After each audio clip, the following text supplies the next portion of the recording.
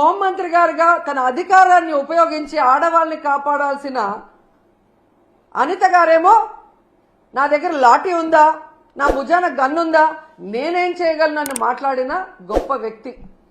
అలాంటప్పుడు మీకు చేత కాకపోతే మీరు ఫెయిల్యూర్ హోంమంత్రి అని తెలిసినప్పుడు ఎందుకు పక్కకి తప్పుకోవటం లేదు?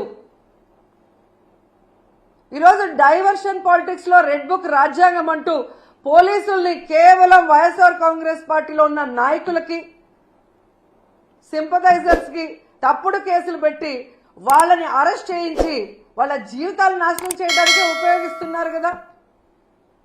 నిన్నైతే మరీ ఘోరమైన విషయం. అసలు ఇది రెడ్ బుక్ రాజ్యాంగానికి పరాకాష్ట. కొమ్మినేని శ్రీనివాసరావు గారు అంటే చేతులెత్తి నమస్కరిస్తారు. అంత గొప్ప జర్నలిస్ట్.